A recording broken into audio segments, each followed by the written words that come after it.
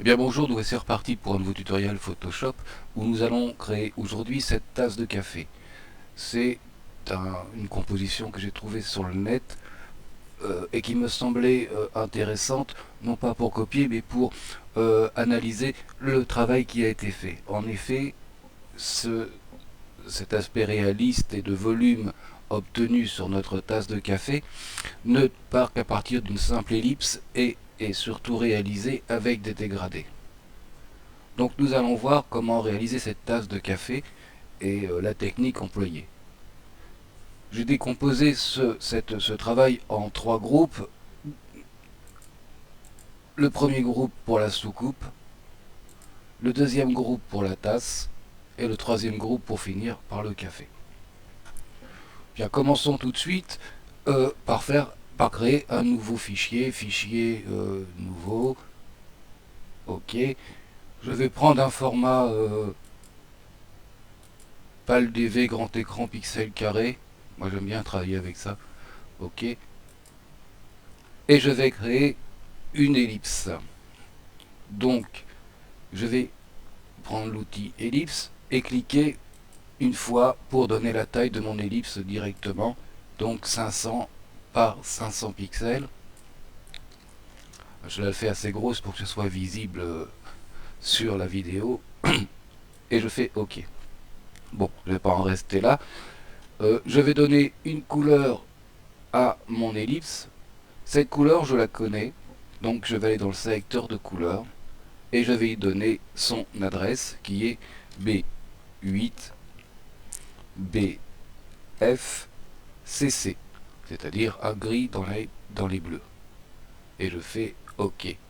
Je vais supprimer le contour. Voilà, je vais ici dans le contour et je clique sur l'icône pas de couleur. OK. Ça, c'est la première forme de notre ellipse et notre point de départ. Je vais centrer ma soucoupe. Pour ce faire, je vais aller dans Sélection,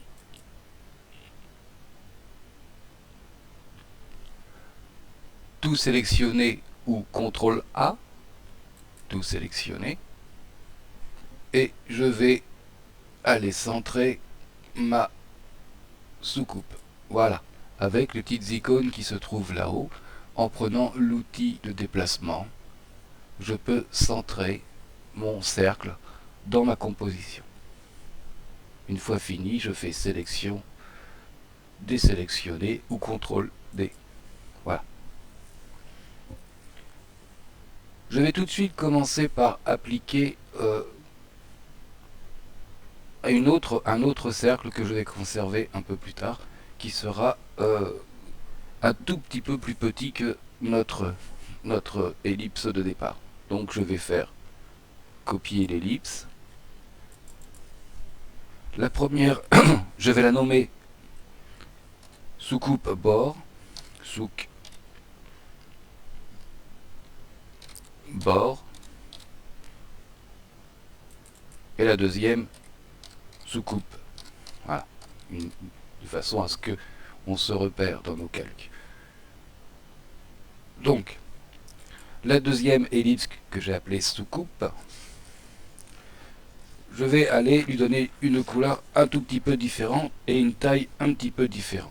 Donc, je reviens, je clique sur mon fichier là, mon calque soucoupe, et je vais dans les formes pour réinitialiser les couleurs de cette ellipse. Dans mon sélecteur de couleurs, je vais taper la couleur de ma soucoupe, c'est-à-dire D9, DD6. Et je fais OK. Voilà, j'obtiens une couleur un petit peu différente. Nous sommes vraiment dans une composition qui va jouer avec les nuances. Et c'est ça qui était intéressant, puisque avec des couleurs assez claires, nous allons pouvoir quand même obtenir un effet de volume.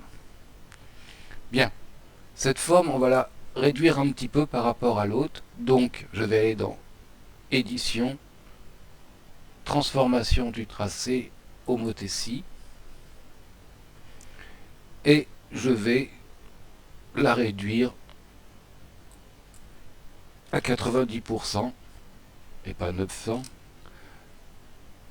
à 90%, voilà, en largeur et en hauteur.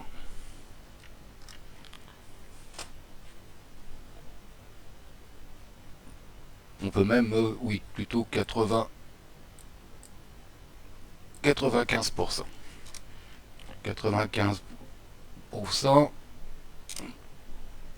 et 95%. Alors là, je suis à 9500%, ça va faire un peu chaud. Voilà, et je valide. En fait, c'est pour cette opération, c'est pour avoir une petite différence de couleur entre le centre ici et avoir un petit liseré de bord. Voilà. Bon, pour l'instant, le calque sous coupe, j'en ai pas besoin. Je le décoche et je vais travailler sur mon premier calque qui s'appelle sous coupe bord. Je vais aller dans les calques, dans les styles de calque. Voilà. Et je vais prendre le premier, le premier effet qui s'appelle contour. Donc je clique sur contour et je vais lui donner une taille de 2 pixels. Ok. Le mode de fusion est normal. La position est intérieure. Voilà. 100% pour l'opacité. Et ici, je ne vais pas prendre une couleur, mais je vais prendre un dégradé.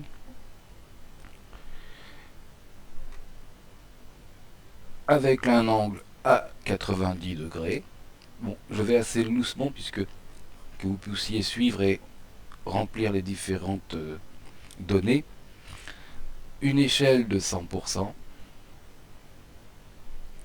Aligné sur le calque et notre dégradé sera linéaire. Maintenant, intéressons-nous à notre dégradé. Pour ce faire, je vais cliquer ici à l'intérieur du dégradé. Voilà.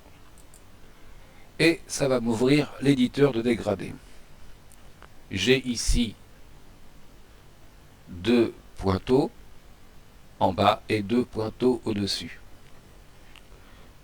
Le fait que ce pointeau du dessus soit noir veut dire qu'il a une opacité de 100% et une position à 0. Celui-ci aussi est noir, donc il a une opacité à 100% et une position à 100%, c'est-à-dire ici. Je peux réduire l'opacité à 50%. Vous voyez que le pointeau du dessus devient plutôt gris, et si je le mets à 0%, le pointeau est blanc. Ce qui veut dire que nous allons partir sur un noir ici à 100% pour arriver ici à un blanc à 0. Donc une opacité à 0 en fin de parcours. Bon, ça c'est pour un peu l'explication. Nous allons remettre ce pointeau à 100%. Voilà. Et nous allons appliquer les couleurs de notre dégradé. Pour ce faire, je vais cliquer dans la couleur de la première flèche. Cliquer dans la couleur qui s'affiche ici. Et je vais aller chercher une couleur. Bon, moi je les connais, j'ai noté leur adresse. La première est 84 899 D. Je clique sur OK. Et la seconde, je clique sur la petite couleur sous le pointeau, je clique sur la fenêtre couleur ici et je vais aller noter l'adresse D7 E0 EC. Et je clique sur OK. Et voilà, mon dégradé est obtenu. Je peux cliquer sur OK. Et je vais aller maintenant utiliser l'option de style satin. Je clique sur satin. Ma couleur étant produit, elle est noire. Mon opacité va être à 36%, mon angle à 98, ma distance à 11 pixels, ma taille à 14, et ici je serai dans un contour gaussien. Alors, pour ceux qui n'ont jamais utilisé ça, si je clique ici, j'ai un certain nombre de petits schémas comme ça qui représentent la façon dont les choses vont se placer, notamment les ombres par exemple. Et par défaut, nous avons toujours celui-ci, le linéaire. Mais nous avons d'autres possibilités, plein d'autres possibilités. Et ici, si je laisse la flèche, enfin ma souris ici, voilà, ça s'affiche, il est gaussien. Donc c'est celui-ci que je vais prendre. OK. Voilà, pour le satin. Et maintenant, dernier réglage, incrustation en dégradé, en normal. Donc, par défaut, il est souvent en incrustation ou en produit. Donc, nous mettons normal. Une opacité à 100%. Inversé.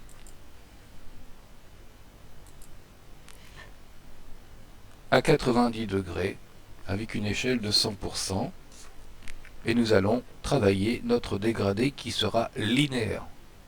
Nous avons ici linéaire, radial, angle, réfléchi, losange. Nous allons prendre linéaire.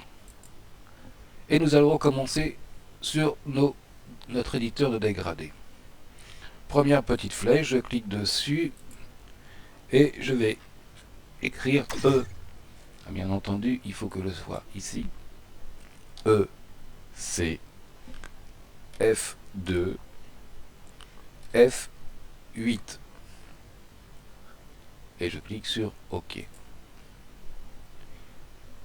Et ici, je vais prendre la couleur F2, F2, F4. Et je clique sur OK. Voilà, je peux maintenant cliquer sur OK. Et j'en ai fini pour mon première ellipse. Et je clique sur OK. Voilà. Nous allons du coup obtenir un bord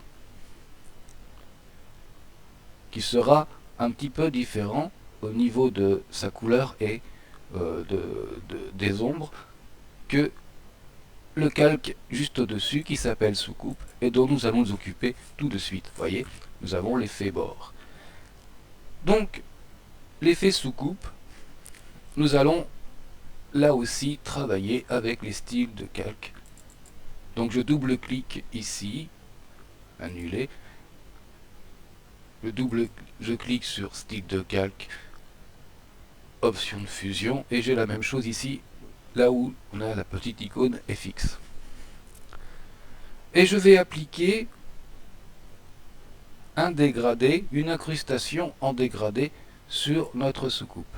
Donc, cette incrustation sera en normal, 100%, linéaire, à 90 degrés et avec une échelle de 100%. Nous allons juste travailler le dégradé, encore une fois. Je clique ici, je clique sur la couleur et je vais écrire ici F0, F3, F7 et je clique sur OK. Et ici, je vais cliquer sur ma couleur et écrire C2, C4, CA. OK. Et bien voilà, c'est fini pour la sous-coupe. OK. Nous avons déjà réalisé une partie de notre sous-coupe. Je vais maintenant dupliquer ce calque, voilà, et je vais supprimer les effets en faisant un clic droit, effacer le style de calque. Maintenant, nous allons travailler le contour, le petit liseré bleu. Donc ici, je vais renommer mon calque copié par contour, là. Et nous allons travailler un petit liseré bleu qui viendra sur notre sous-coupe. Donc nous retournons, bien entendu, sur nos styles de calque. Et nous allons aller chercher un contour.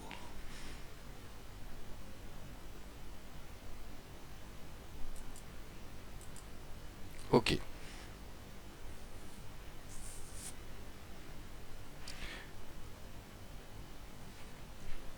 Donc ici, nous avons donc le contour. Le contour qui sera en extérieur de 3 pixels. Et nous allons chercher une couleur. Donc notre couleur, nous allons aller chercher la couleur qui nous intéresse. Hein, c'est ce qu'on veut en fin de compte, puisque là, c'est pas vraiment important. Ce qui sera important, c'est de noter l'adresse de notre couleur, parce qu'il y aura le même liseré, et c'est bien de faire de la même couleur, sur la tasse. Donc je peux prendre la couleur que je veux. Par exemple, je peux prendre un rouge, comme ça, si ça me convient, et noter son adresse pour refaire exactement la même couleur. Donc nous avons ici FO 3C 3C. FO 3C 3C. Enfin, c'est pas FO, excusez-moi, c'est 0. F0, il n'y a pas de O dans les adresses, c'est F0 3C 3C. Et je vais faire OK. Voilà.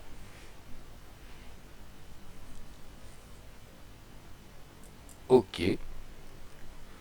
Nous avons donc notre liseré bleu, notre liseré rouge, excusez-moi, et nous allons mettre sur notre calque 0% au niveau des fonds.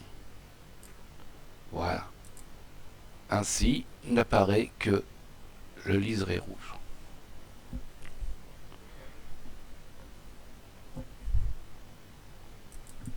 Bien, nous avons fait notre liseré rouge. Nous allons continuer. Je duplique mon calque que j'ai appelé contour et je vais le renommer sous-coupe effet. Voilà. Je vais effacer le style de calque de cette copie et je vais continuer à travailler avec calque et style de calque. Donc nous allons faire une incrustation en dégradé, une de plus. Nous allons donc être en normal avec une opacité de 15%, en linéaire à 90 degrés, aligné sur le calque, et nous allons travailler encore une fois notre dégradé. Vous voyez que c'est tout avec les dégradés. Une fois fini ce petit exercice, les dégradés n'auront plus aucun secret pour vous.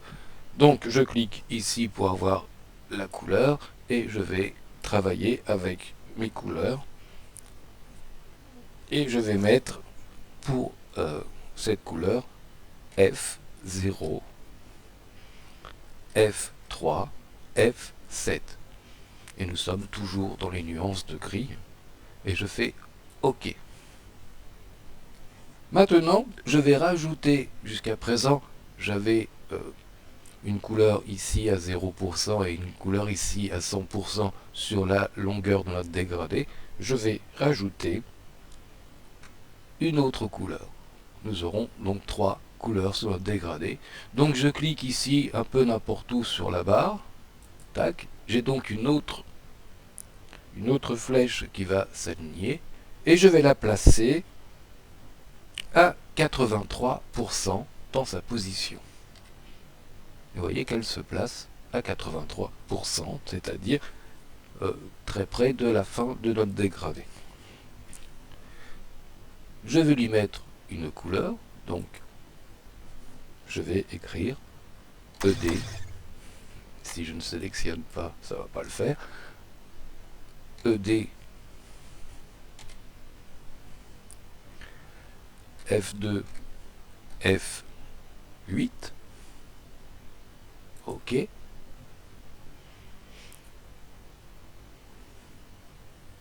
Et ma dernière couleur ici sera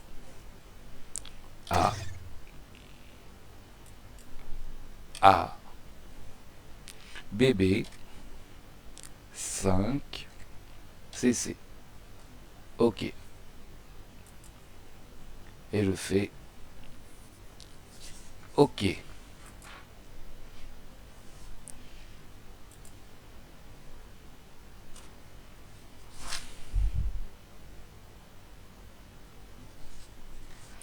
Voilà. Nous avons pratiquement terminé notre soucoupe. Il ne nous reste plus qu'à faire l'intérieur de notre soucoupe, c'est-à-dire l'endroit où va se poser la tasse. Donc je vais dupliquer encore mon dernier calque et je vais l'appeler intérieur. Voilà. Je vais bien entendu effacer le style de calque et je vais réduire notre ellipse de intérieur, donc édition transformation du tracé homothétie, et je vais la réduire à 60%.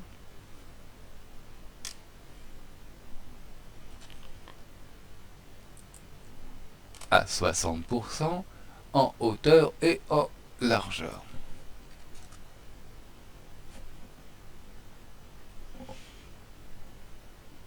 OK. Et nous avons à travailler maintenant l'intérieur de notre soucoupe ici pour pouvoir avoir une ombre un peu différente. J'ai un petit souci ici. Non, non, bon c'est bon.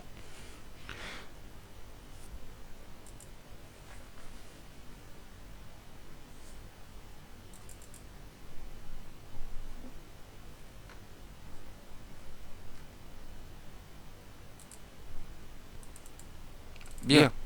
Donc notre intérieur de soucoupe, eh ben, nous allons repartir sur les styles de calque.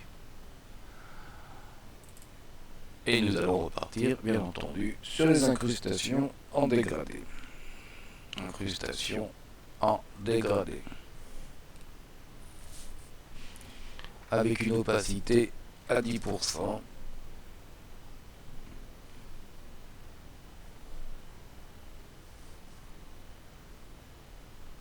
Non, je dis des bêtises. Une opacité à 100%, voilà. Un dégradé linéaire inversé. Donc je clique sur la case inversé, aligné sur les calques, à 90 degrés et à 100%. Maintenant nous allons travailler sur notre dégradé. Nous allons donc ici mettre encore une nuance de gris, 9 F A2 AB. OK. Et ici, nous allons mettre F7, F8, F9. OK. Je réponds OK. Je réponds OK. Bon, c'est un peu trop puissant, donc nous allons réduire l'opacité pour avoir quelque chose d'un peu plus sympathique.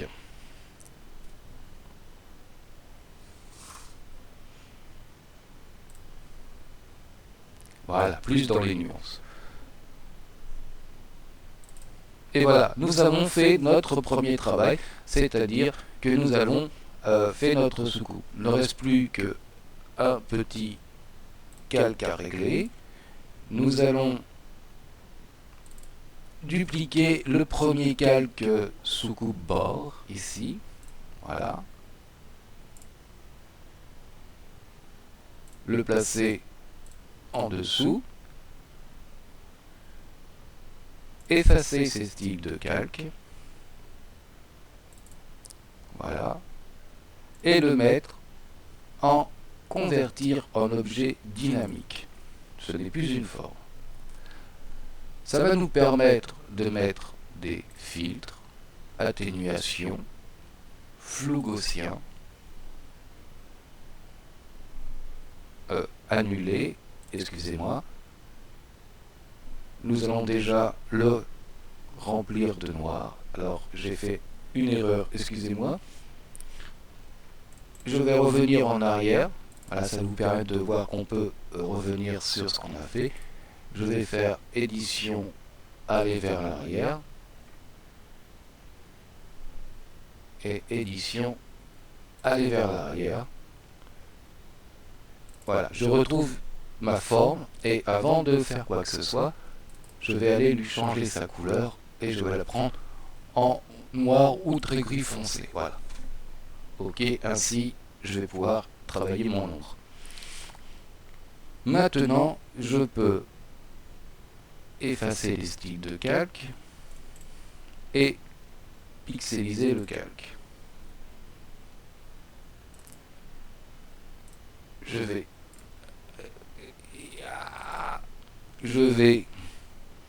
déplacer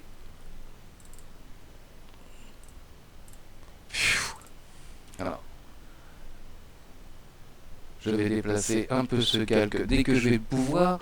Donc on va virer tous les yeux, voilà, on a bien ce calque, voilà, et je peux remettre tout le monde, voilà, ça sera notre ombre. Nous avons fait donc un calque dynamique, donc convertir en objet dynamique, qui va nous permettre de mettre deux filtres, un flou gaussien, voilà, que je vais pouvoir pousser un petit peu, ok, et filtre, atténuation, un flou directionnel à 90 degrés.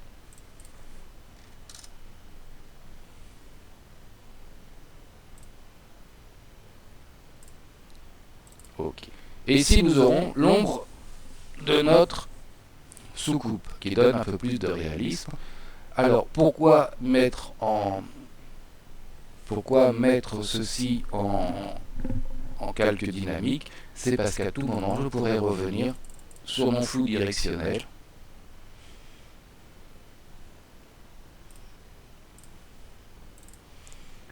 et sur mon flou gaussien si le besoin s'en faisait sentir. Comme nous allons être sur quelque chose qui contient énormément de calque, et ben c'est pas plus mal de pouvoir revenir à tout moment sur son travail. Voilà, replaçons notre ombre. Voilà. Ici se termine la première partie de ce tuto qui est assez long parce qu'il y a beaucoup de choses à faire au niveau des styles de calque. Je vous retrouve dans le suivant pour faire notre tasse.